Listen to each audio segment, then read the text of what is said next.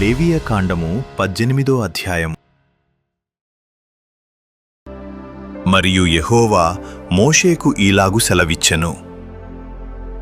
నేను మీ దేవుడనైన యెహోవానని నీవు ఇశ్రాయేలీయులతో చెప్పుము. మీరు నివసించిన ఐగుప్తు దేశాచారముల చొప్పున మీరు చేయకూడదు.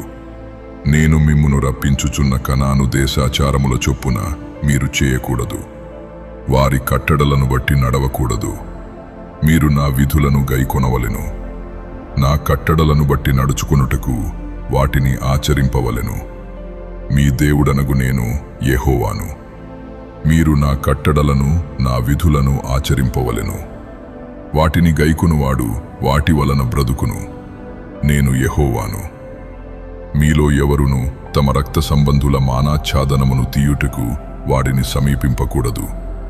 నేను యెహోవాను. నీ తండ్రికి మానాఛాదనముగానున్న నీ తల్లి మానాఛాదనమును తీయకూడదు. ఆమె నీ తల్లి, ఆమె మానాఛాదనమును తీయకూడదు.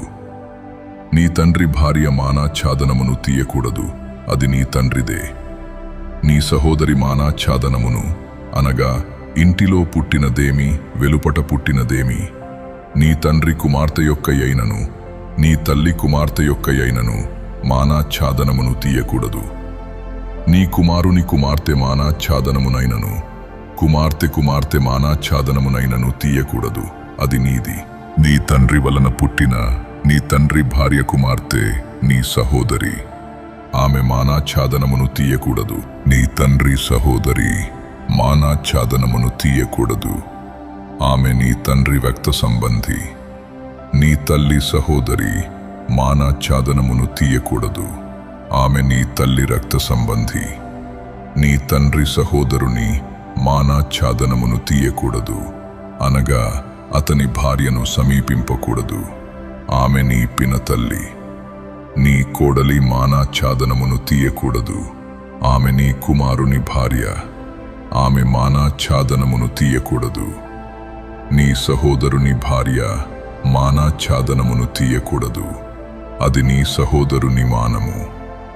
ఒక స్త్రీ మానాఛాదనమును, ఆమె కుమార్తె మానాఛాదనమును తీయకూడదు.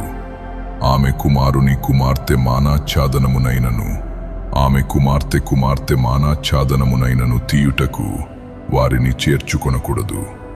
వారు ఆమె రక్త సంబంధులు, అది దుష్కామ ప్రవర్తన. నీ భార్య బ్రతికి ఉండగా ఆమెను పీడించుటకు, ఆమె సహోదరి మానాఛాదనమును తీయుటకు ఈమెను ఆమెతో పెళ్లి చేసి కొనకూడదు.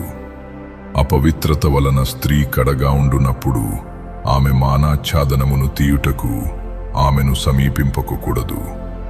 నీ పొరుగువాని భార్య యందు నీ వీర్యస్ఖలనము చేసి ఆమె వలన అపవిత్రత కలుగచేసి కొనకూడదు. నీవు ఏ మాత్రమును నీ సంతానమును మోలెకు నిమిత్తము అగ్నిగుండమును దాటనీయకూడదు. నీ దేవుని నామమును అపవిత్రపరచకూడదు. నేను యెహోవాను. స్త్రీ శయనము వలె పురుష శయనము కూడదు, అది హేయము. ఏ జంతువునందును నీ స్ఖలనము చేసి దాని వలన అపవిత్రత కలుగజేసి కొనకూడదు. జంతువు స్త్రీని పొందునట్లు ఆమె దాని ఎదుట నిలువరాదు, అది విపరీతము. వీటిలో దేని వలనను అపవిత్రత కలుగజేసి కొనకూడదు. నేను మీ ఎదుట నుండి వెళ్ళగొట్టుచున్న జనములు వాటన్నిటి వలన అపవిత్రులైరి. ఆ దేశము అపవిత్రత కలది గనుక నేను దాని మీద దాని దోష శిక్షను మోపుచున్నాను. ఆ దేశమందు కాపురమున్న వారిని వెళ్ళగ్రక్కి వేచుచున్నది.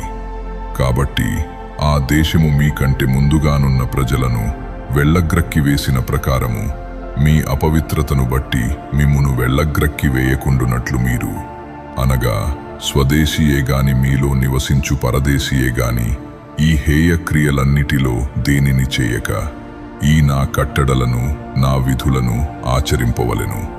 ఎవరు అట్టి హేయ క్రియలలో దేనినైనను చేయుదురో వారు ప్రజలలో నుండి కొట్టివేయబడుదురు.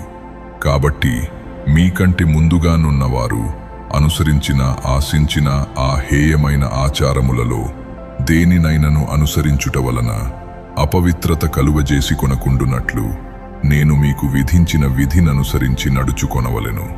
నేను మీ దేవుడనైన యెహోవాను.